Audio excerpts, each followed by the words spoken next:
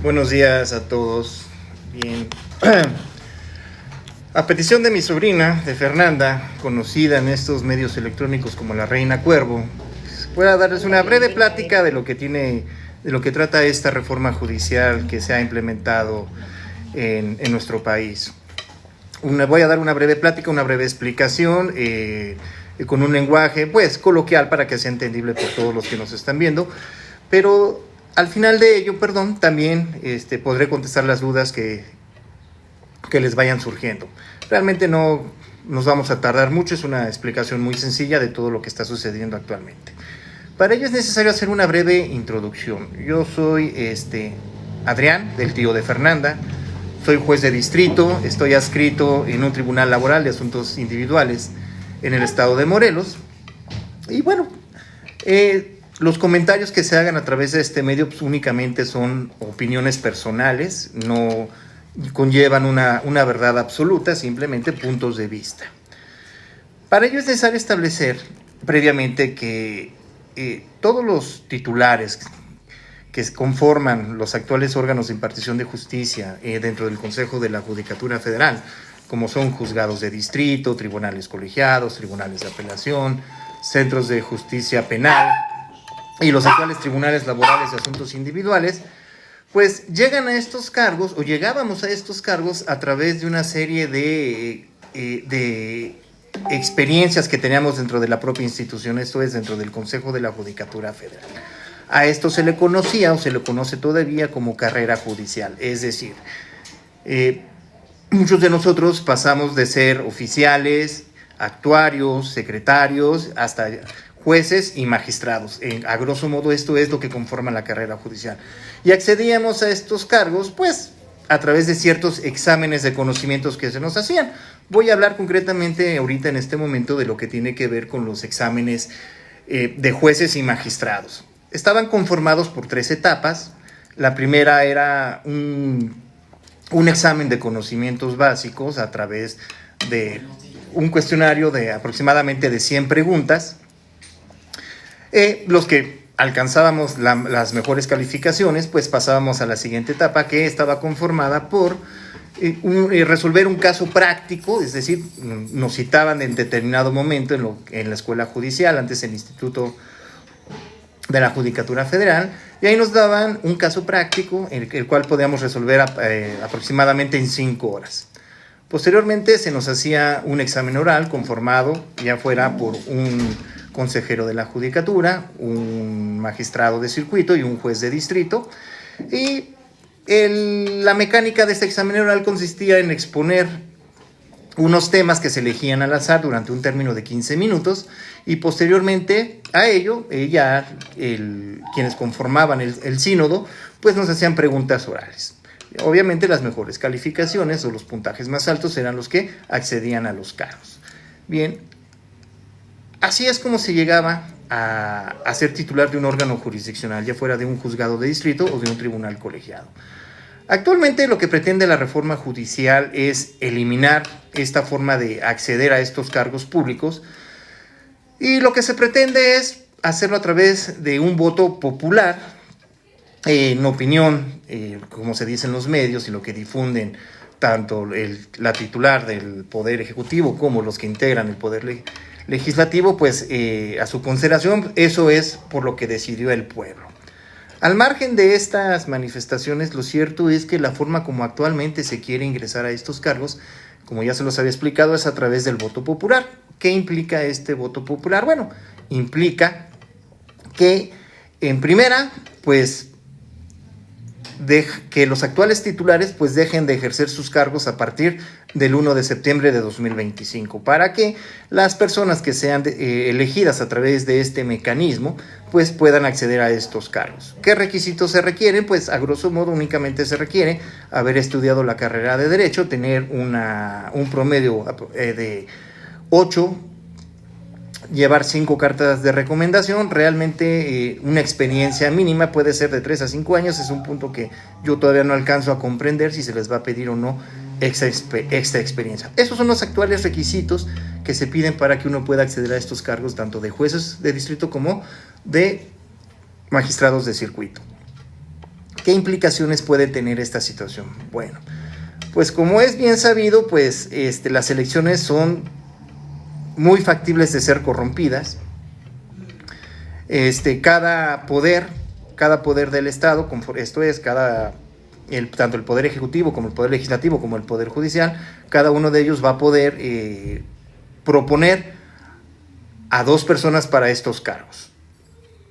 Sí, uno de los puntos que se dice con esta reforma judicial es que no se va a eliminar lo que es la independencia judicial. Bueno, si eso fuera cierto, si no va a haber una eliminación de la independencia judicial, entonces ¿por qué el Poder Ejecutivo y el Poder Legislativo tendrán que proponer a personas para acceder a estos cargos? Ese es simplemente un punto de vista. Continuando con los requisitos que ahora se piden para ser jueces o magistrados, pues tendrá que llevarse a cabo actos de proselitismo a partir de determinada temporalidad, con la finalidad de que las personas pues puedan darse a conocer a la ciudadanía para poder obtener sus cargos. Es decir, es una elección como actualmente se hace con el presidente de la República o la presidenta de la República y quienes conforman el Congreso de la Unión. Aquí la situación es de que ¿cómo se podría garantizar que estas elecciones no podrán ser corrompidas? Bueno, esa es una pregunta que queda en el aire y que realmente el presidente de la Cámara de Diputados pues ha manifestado que se va a garantizar la transparencia en estas elecciones. Entonces, ustedes como ciudadanos pues podrán elegir a las personas que podrán acceder a estos cargos a través de su voto. Esto es importante que realmente lo ejerzan, que no haya un abstencionismo como hubo en las elecciones que tuvimos el pasado mes de junio.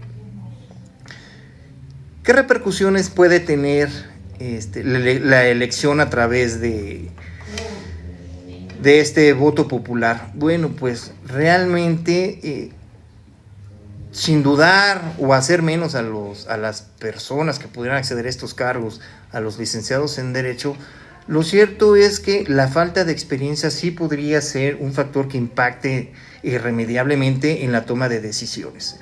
Como se los había comentado, yo soy juez de distrito y para llegar al cargo me tomó 19 años. Y así tenemos muchos ejemplos de personas que han transitado por la carrera judicial para poder acceder a estos cargos. ¿Qué implica esta carrera judicial? Pues eso, obtener experiencia y no llegar en los primeros días o los primeros meses, obviamente, a tener una curva de aprendizaje. Y este es un ejemplo que tenemos muy claro. Entre diciembre y enero, diciembre del año pasado y enero de este año, pues se eligió la última ministra que integra la Suprema Corte de Justicia de la Nación. Yo no dudo de la capacidad de la señora, pero bueno, ella misma ha manifestado pues que no cuenta con la experiencia suficiente para presentar los proyectos de solución de los asuntos que son sometidos a su conocimiento, y que también ha reconocido que esta circunstancia, por estar en esta curva de aprendizaje, pues es en lo que justifica la falta de solución de sus asuntos. Ese es un ejemplo claro, yo no dudo de la capacidad de la señora, pero es un ejemplo claro de por qué la carrera judicial es necesaria. ¿Sí? Nosotros que tenemos años transitando por esta carrera judicial es lo que nos ha permitido obtener la experiencia necesaria para que en al momento de llegar a estos cargos, pues podamos resolver los asuntos de manera inmediata, porque déjenme decirles que a nosotros el Consejo de la Judicatura Federal pues no justifica nuestra falta de trabajo con una curva de aprendizaje.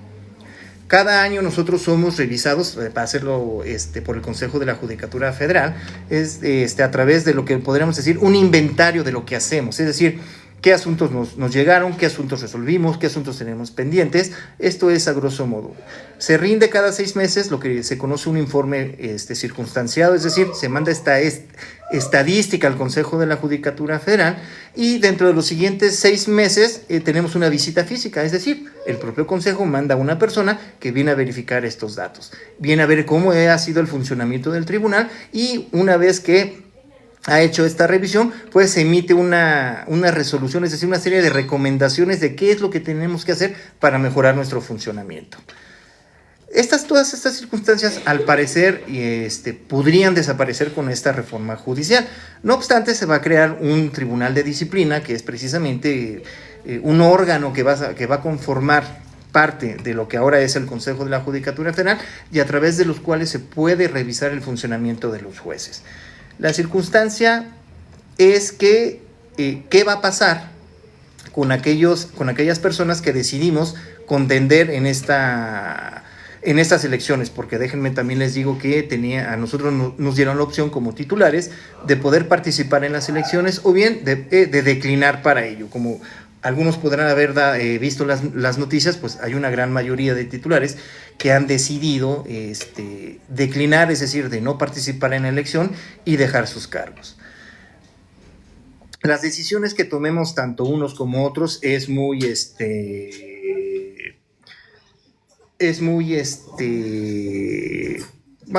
ser respetada por cada una de las personas que trabajamos dentro de la institución. Déjenles comento, en lo personal yo había tomado la decisión de declinar, de no participar en esta elección.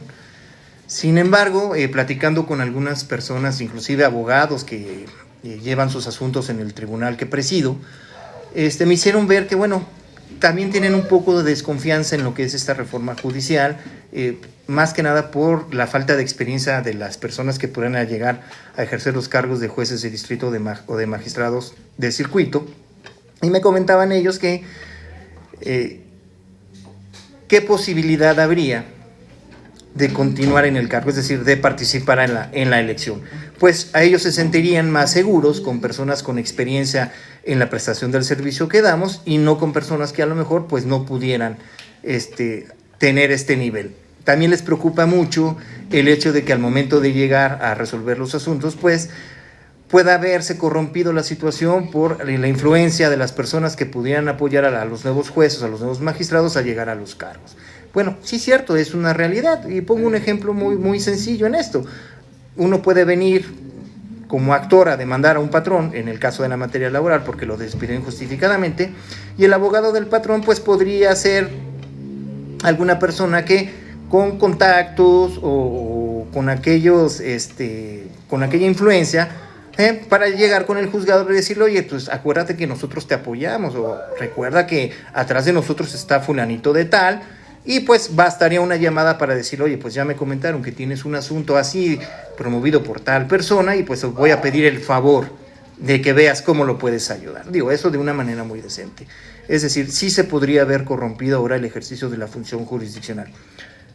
Sé que a través de los medios, y esto se vino manejando a través del sexenio pasado, lo cual se incrementó en los últimos meses, en el que el entonces titular del Ejecutivo pues señalaba que todos los jueces y todos los magistrados éramos corruptos. Afortunadamente para nosotros pues nunca se ofreció una prueba contundente para demostrar que existía esta corrupción dentro del Poder Judicial. No, vamos, era un argumento que como todos podemos examinar o investigar, pues la mayoría, digo la mayoría porque no dudo que pudiera haber corrupción dentro de la institución, pero la mayoría de los titulares pues estamos ajenos a estas circunstancias, ¿sí?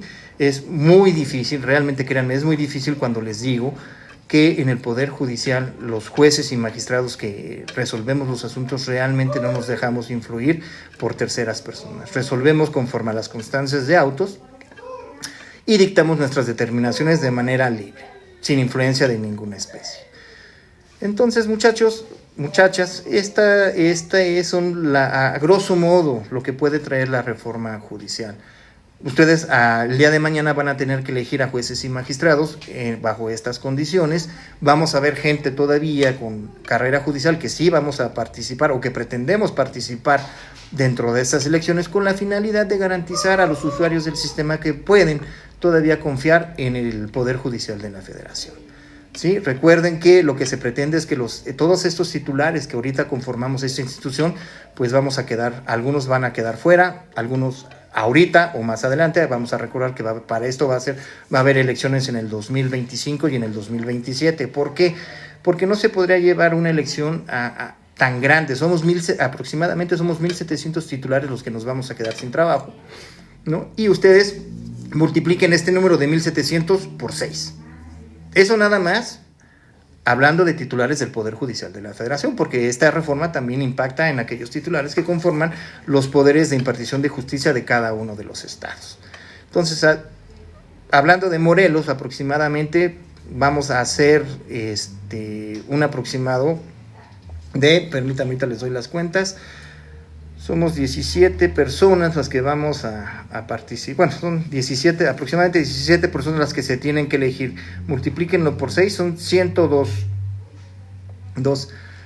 más o menos 102, aproximadamente 102 participantes. Imagínense llegar a votar por 102 personas que ustedes ni siquiera no van a conocer, porque bueno, si bien es cierto va a haber actos de proselitismo, lo cierto es que hay ciertas limitaciones.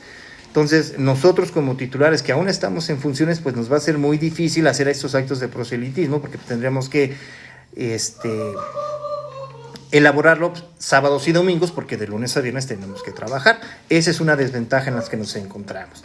E inclusive sábados y domingos, que son días en los que nosotros todavía trabajamos, porque realmente, aun cuando nuestros horarios están, o nuestra jornada laboral dice que es de lunes a viernes, esto pues es una utopía, vamos a darle ese calificativo, porque lo cierto es que todas las personas que trabajamos dentro del Poder Judicial, muchas veces lo hacemos de lunes a domingo, en diferentes horarios, o sea, no tenemos prácticamente días de descanso, más que cuando nos tocan vacaciones, que son realmente momentos que aprovechamos para estar con nuestras familias y tratar de cubrir aquellos momentos que no estuvimos con ellos. Digo, al menos yo estoy casado, tengo 18 años de casado, tengo 2 hijas y realmente el tiempo que les dedico pues es tiempo de calidad, no de cantidad, ¿no? ¿Por qué? Porque realmente estoy dedicado al desempeño que he protestado cuidar y proteger. Pues esto es a grosso modo de lo que se trata el desempeño y lo que trae consigo la reforma al Poder Judicial de la Federación. No sé si alguien tenga alguna pregunta, pues con mucho gusto en este momento se las puedo contestar. ¿Y dónde me las preguntas? Si tienen preguntas, hola, Reina Cuervo acá, no voy a salir a cámara, pero si tienen preguntas pueden ponerlas aquí mismo y las vamos a estar contestando inmediatamente. Les vamos a dar un par de minutos para que puedan escribir sus preguntas y si no hay más dudas al respecto, esta transmisión se daría por terminada y si quieren volver a verla, la grabación se estaría resubiendo en estos días próximamente a través de mi canal de YouTube. ¿Ok? ¿Tiene la primera? Bien, aquí Ricardo Muñoz hace un comentario, dice, posiblemente era necesaria la reforma, pero las formas ni mucho menos los requisitos que son absurdos. Comparto contigo, Ricardo, efectivamente, no quiere decir que porque en este momento yo no esté de acuerdo con la reforma judicial como está planteada en este momento, no implica que no se necesite una reforma. Sí, realmente sí se necesita una reforma, pero la reforma no tiene que ver con la eliminación de quienes ejercemos la impartición de justicia, tiene que ver con el sistema para impartir justicia. Claro que sí se necesita una reforma en estos medios. Algo que es muy frecuente en los abogados litigantes, en los abogados postulantes, son, o que hacen muchos comentarios, son los tiempos que tenemos para resolver. Déjenme, les doy un dato estadístico. En México existe un juez por cada 100,000 habitantes, imagínense. O sea, una persona para resolver los asuntos de 100,000 personas, pues la verdad, en muchas ocasiones nos imposibilita resolver los asuntos dentro de los términos que manejan la ley. Les voy a dar un ejemplo de ello. Con la reforma judicial que hubo al sistema de impartición de justicia en materia laboral, se dice que tenemos 5 días para resolver. Bueno, en el tribunal donde yo estoy, les digo, hacemos estadísticas mensuales, y en el mes de julio lo cerramos con 666 asuntos. Podrían pensar que no son muchos. Bueno, pues déjenme les digo que el tribunal está conformado por 17 personas en total.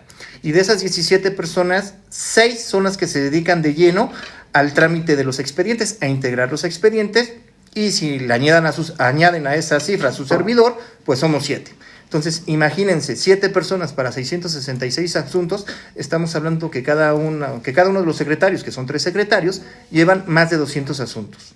Entonces, realmente resolver un asunto en 5 días se vuelve imposible. Esto es lo que se tiene que analizar cuando se crean las leyes.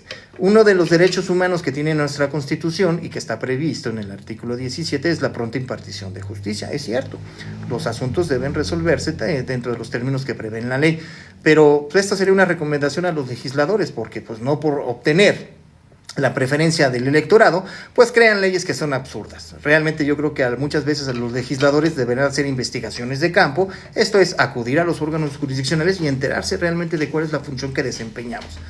Y se darán cuenta que un término de 5 días para resolver el asunto no es suficiente. Entonces, aquí esto es lo que yo califico como lo romántico de la ley. La ley puede decir muchas cosas, pero realmente muchas veces las leyes no están acorde con la realidad de lo que acontece en el mundo diario. Entonces, sí es cierto, se necesita una reforma judicial. Y quizás ahí, como les decía, los usuarios del sistema de lo que se quejan mayormente son de los tiempos. Bueno, pues ¿qué les parecería a ustedes? Precisamente implementar un cambio en la administración de justicia y a lo mejor crear una norma en la que se nos diera mayor tiempo para resolver, de acuerdo a la realidad que impera ahorita en nuestra sociedad, y no establecer normas realmente románticas, ¿no? Otro aspecto podría ser también la creación de tribunales, de más órganos de impartición de justicia. Digo, en materia laboral, en el estado de Morelos, iniciamos siendo 2 tribunales. El próximo 16 de noviembre se implementa el tercer tribunal, es decir, se crea el tercer tribunal. Sin embargo, déjenme les confieso una cosa, esto realmente pues va a ser insuficiente para respetar los términos de ley. He platicado con algunos abogados, les digo, bueno, tengan la confianza de que los tiempos en los que resolvemos se va a disminuir 1/3, pero pues no es gran cosa a como ellos esperan la solución de los asuntos. Aunque realmente el foro jurídico en Morelos está a gusto con el desempeño que tenemos ahí los titulares de los órganos jurisdiccionales. Esto lo digo a nivel general, porque los comentarios que han hecho los propios usuarios del sistema. Entonces, pues lo que se pretende es mantener esa satisfacción en el ejercicio de nuestras actividades. Aquí Diana Luna 88 dice, buscando que la corrupción que sí hay se elimine. Es lo que les digo. No es que no haya corrupción dentro de la institución, pero créanme lo que es en un grado muy mínimo a lo que se da en los otros poderes. Vamos, los otros poderes nos acusan de que hay el nepotismo, la corrupción. O sea, el nepotismo es decir que se ingresan a trabajar familiares de los titulares a otros órganos. Sí, efectivamente, sí se dio y sí se dio mucho, pero también se corrigió. También se corrigió y actualmente ya es muy difícil que una persona que trabaja en un determinado órgano de impartición de justicia pueda apoyar a familiares o amigos para que ingresen ya sea a ese propio órgano o a uno distinto. Ya hay métodos que realmente vienen vigilando esa situación. Ahora, un punto de vista, ¿cómo es posible que que el Poder Legislativo y el Poder Ejecutivo hablen de nepotismo cuando no están viendo lo que sucede en su propia casa? ¿No? Y podríamos dar ahorita algunos ejemplos, pero no es el caso, no es la materia de nuestra plática, pero sí es un comentario que se los dejo en el aire, ¿no? Exactamente, Diana Luna 88, el nepotismo se da en toda área, pero en el poder es peor. Pues no sé a qué poder te refieras. Te reitero, sí se da tanto en el Poder Ejecutivo y en el Poder Legislativo, también en el Poder Judicial, pero al menos en el Poder Judicial se han implementado medios para erradicar esta práctica. Ahora, corrupción, pues la corrupción la podemos entender en un sentido muy amplio, ¿no? Pero a lo que más nos imaginamos la gente es, hay corrupción porque los jueces se venden. No, les reitero, no podría yo decirles si se da, al menos en el tiempo que yo tengo trabajando en la institución, nunca me percaté de que algún titular pudiera recibir dinero para resolver un asunto, ¿no? Ni siquiera la influencia de terceras personas para resolver. Aquí, permítanme, les puedo comentar un caso. Yo llevaba un asunto de un señor que quería obtener su pensión de vejez, que no se la habían dado, y resulta que era hermano de un magistrado, o bueno, es hermano de un magistrado que trabaja en el poder del Estado. Entonces, un día llega el hermano con una nota para ver si yo pudiera recibir al hermano. Cuando vi la nota se me hizo raro, platiqué con el señor y le dije, bueno, ¿y su hermano qué quiere platicar conmigo? Dije, porque al final del día, déjeme le digo, que yo voy a resolver el asunto conforme a las constancias. Y si lo que ustedes buscan es que yo, más bien que tome yo una decisión porque su hermano pueda platicar conmigo, digo, nunca me ha gustado ser prepotente, pero en ese caso sí le dije, porque bueno, vamos a recordar que su hermano es un magistrado dentro de un poder dentro del poder estatal, y yo soy un juez de distrito a nivel federal. Y eso, que él pudiera venir, platicar conmigo y decirme o pretender que mi decisión se viera influenciada, pues puede suceder todo lo contrario, porque se estaría cometiendo un delito, y yo sí le daría vista al Ministerio Público. Bueno, entonces, esa plática que tuve con el señor fue suficiente para que el magistrado nunca me buscara, ¿no? Ricardo Muñoz Díaz pregunta, ¿cómo es posible hacer una elección con tantos cargos de elegir? Híjole, Ricardo, pues yo creo que esa pregunta no me la tienes que hacer a mí, se la tienes que hacer tanto más bien al Instituto Nacional Electoral, al INE. Por si no lo sabían, ayer pidió un presupuesto de más de 13,000 millones de pesos para hacer la elección. Es decir, un gasto público superior a las elecciones que tuvimos el año pasado, que fueron las más grandes, por la cantidad de servidores públicos que tuvimos que elegir, ¿no? Entonces, y bueno, aquí digo, por ahí corre el rumor, no sé si sea cierto o no, pero de que se pretende enviar una ayuda económica a Cuba por más de 20,000 millones de pesos. Entonces, digo, vamos a hacer un reflejo de ello. ¿Por qué no invertir ese dinero mejor en ayudar a los estados de Sinaloa, de Guerrero, de Chiapas, de Guanajuato, pues para solventar las situaciones por las que están pasando, ¿no? O sea, no basta decir, es que mandé a tantos elementos del ejército, porque bueno, pues esa situación no ha ayudado en nada, ¿no? Y casualmente los elementos del ejército pues siempre llegan después de que acontecieron hechos bélicos, pero esas son simples opiniones, ¿no? Nada más. Entonces, va a ser difícil, yo creo que tanto los integrantes del Poder Legislativo como la titular del Ejecutivo, pues no están dimensionando la situación que se va a presentar para elección de jueces, aunque la hayan dividido en 2 etapas. Pero bueno, vamos a ver cómo avanza esto, ¿no? ¿Alguna otra pregunta, hija? No sé. Chicos, les daremos un par de minutos más para que hagan sus preguntas. Si ya no hay más dudas al respecto, se da por terminada la transmisión, así que vamos a esperar un par de minutos más. ¿No? Aquí, a lo mejor abundando un poquito lo que comenta Ricardo Muñoz, pues van a tener que llenar, van a tener que darles boletas pues con más de 600, 700 personas, ¿no? Y aquí la situación que les presenta es ¿por quién voy a votar? O sea, ¿cómo voy a conocer a tantas pues interesados en llegar a estos cargos, ¿no? Además, la gente no va a tener el tiempo o las ganas de informarse acerca de cada candidato, si somos sinceros. Sí,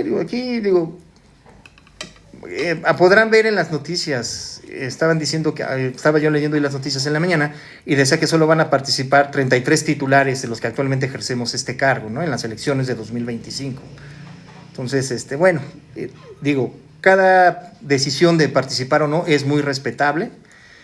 Simplemente, pues, uno de los comentarios que a mí me hicieron y que me hicieron reflexionar sobre participar es de que cuando nosotros accedemos al cargo, también protestamos, hacemos una protesta de cuidar y hacer cumplir la Constitución. Entonces, un amigo de manera muy drástica me dice, porque si tú decides declinar, entonces estás faltando a tu protesta. Entonces, tu decisión de no estar de acuerdo con esta reforma es un aspecto meramente personal y no como se dice en los medios, cuidar el Estado de Derecho que actualmente rige en el Estado mexicano. Y sí, realmente tiene razón, y ese fue un punto realmente que me hizo reflexionar. Diría mi esposa, te pegaron en la llaga de tu patriotismo. Pues sí, efectivamente así fue. Entonces, pues vamos a participar y vamos a ver qué se puede hacer. A ver, Ricardo vuelve a decir, es necesario que... Mamá Imperio te hizo una pregunta antes. A ver, sí. ¿Cuántos jueces hay aproximadamente en la Ciudad de México y entre cuántos se votaría? Uy, señora, déjeme decirle. Es una amiga.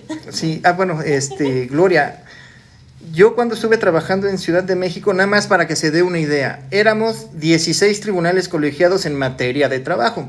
17, perdón, porque después eliminaron uno y lo cambiaron de materia. Vamos a suponer que son 16. Cada órgano está integrado por 3 magistrados. Entonces ya tenemos, nada más en materia laboral, son 48.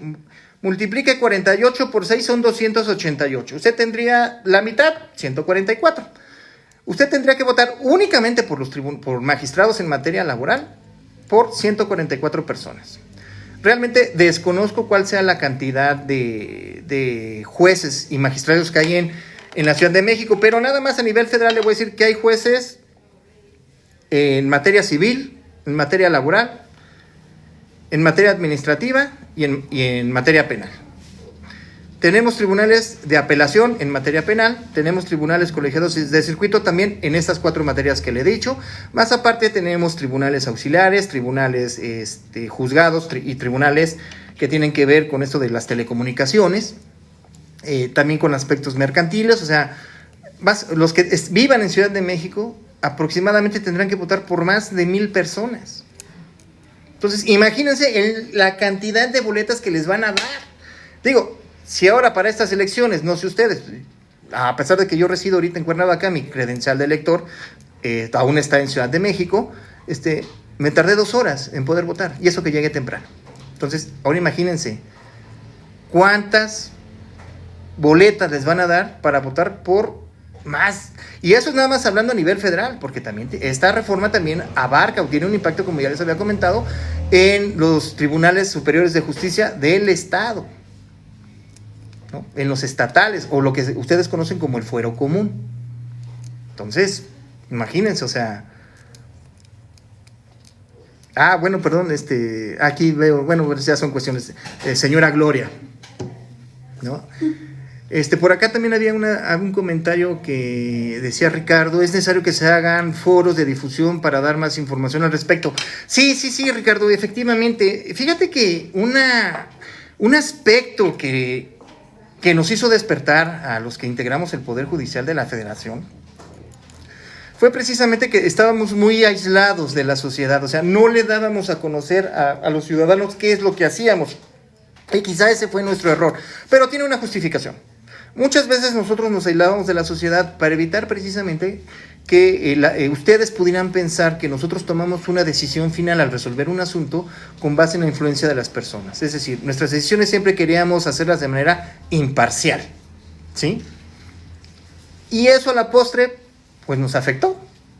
Fue una afectación que sufrimos. Ahora lo que se está haciendo ya realmente es acudir a elaborar ciertos foros con sectores de la sociedad, con muchos sectores de la sociedad para darnos a conocer.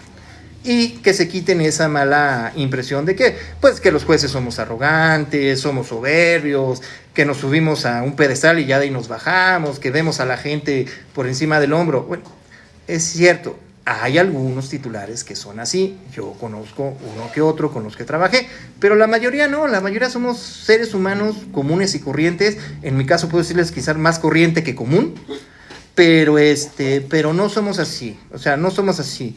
Realmente hay muchos que nos dedicamos a nuestra función y somos gente muy sencilla, y somos sencilla porque sabemos lo que costó llegar a estos cargos. Aquí, abonando a este comentario, yo sé que les han dicho que los jueces y los magistrados ganan los millones, miles de pesos. No es cierto, la verdad, no es cierto. No ganamos mal, nos da para tener una vida normal. Y de vez en cuando darnos un gustito. Yo les puedo decir que hay empresas en el sector privado que pagan mucho mejor de lo que nosotros ganamos.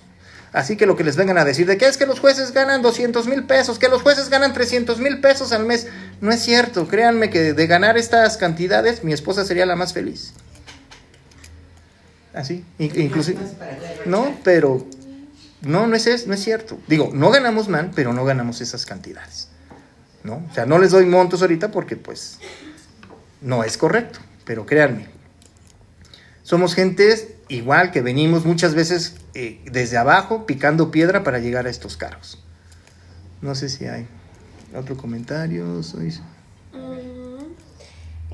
Aparentemente no, pero damos otra vez un par de minutitos más por si alguien quiere decir algo más, si tiene un comentario, una pregunta. Y si no, ya cerramos la transmisión.